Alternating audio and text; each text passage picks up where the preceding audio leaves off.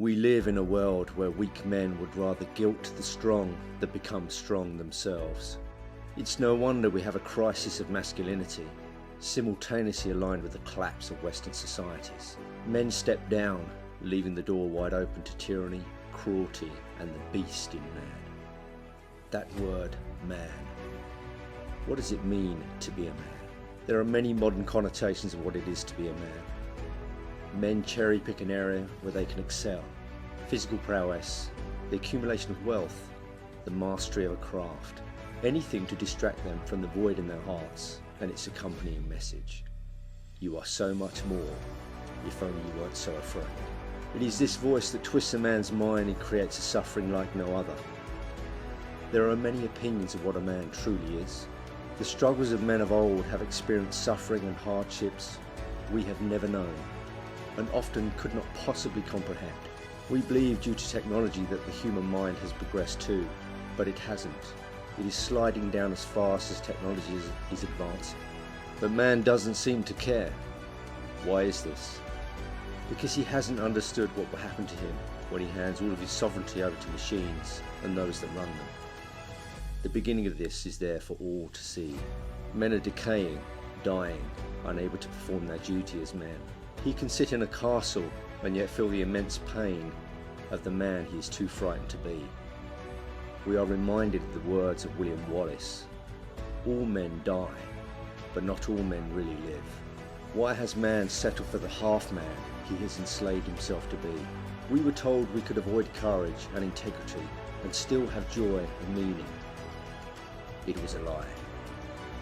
No man can live with himself this way. The half-man could find himself a cowardly beast who preys upon those he was born to protect. He could indulge his hedonistic tendencies and fantasies with the excuse, everyone else does it. He can aim at obedience, avoid his manly responsibility, knowing this will be on the side of the masses. He can be a slave to his senses and drink, drug and dull his instincts in the hope he can block the suffering of not being enough for himself or others. The half-man's ego has become his guidance, his compass, and he looks for adulation and worship from those around him, through choosing battles he cannot lose, and looking for his own personal gain in every situation. Enough, I say. The world is falling with the speed and intensity with which each individual man falls. We are created to play our role, or else the world turns dark and men turn to a beast and a half-man, neither here nor there, but the character of a snake who expresses himself through cowardice. The confusion and harm caused to men is understandable, but it remains unnecessary and often deliberate. Men were encouraged to reject masculine values, and the pursuit of them is now deemed toxic. The reaction to this is that there are now a whole array of influential voices teaching young men to seek wealth and power at all costs, pursue status and a superstar ideology. On the other swing of the pendulum is to be weak, subdued and silent. Both sides are an overreaction to each other. And if a man is fed false information and builds a character based on reaction, he is lost. True virtuous masculinity lies in between the two of them. It is the middle path of Taoism, where only those who know who they are can act righteously and be immovable when under criticism and attack. It is not reaction, but a knowing of one's true self and the strength this holds. So where do we start in the revival of the man who has wandered far from the remembrance of who he really is? Here is the real truth of a man. He is a king and a healer. He is a leader and a servant. A man can heal the society around him by the highest moral example he can gift to the world. He is here to protect, to set a standard by being a light unto himself. When the world falls to vice and moral degradation, it is the stance of the warrior and the real man that heals it. Masculinity is the antidote to cowardice and the moral collapse of the world. But a man must master his senses to pursue great, noble things.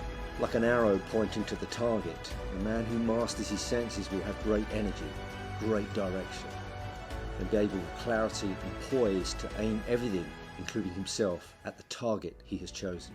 He gets to pursue the destiny he is called to explore. His strength and abilities are not for himself, but for others. It is not that he doesn't have passions, but he is certainly master of them all. Only a man who knows what he stands for, who he really is, can truly carve a path worthy of greatness. He is just, courageous, and knows how to love with an intensity that cultivates and transforms the world he wishes to live in. He is an explorer in the realm of greater courage and truth, an inner order, which all external happenings and experiences are used to give light to the man who will not twist himself to the whims of seduction and distraction. He takes full responsibility for his words, actions and conduct. This is the basic requirement for a man of courage. A man carries within him the capacity for destruction and gentleness. This is the balance of a man who can truly take a stance against the cruelty and injustice of the world. A man does all he can to raise the world and not complain about what it is. A man operates and aims towards a higher meaning and existence. An inner faith and guidance that speaks within all his endeavours. He has a moral law that frightens and deters lesser men. Yet he feels the temptation, the pull to be and behave less than he is. Primitive reaction, something false.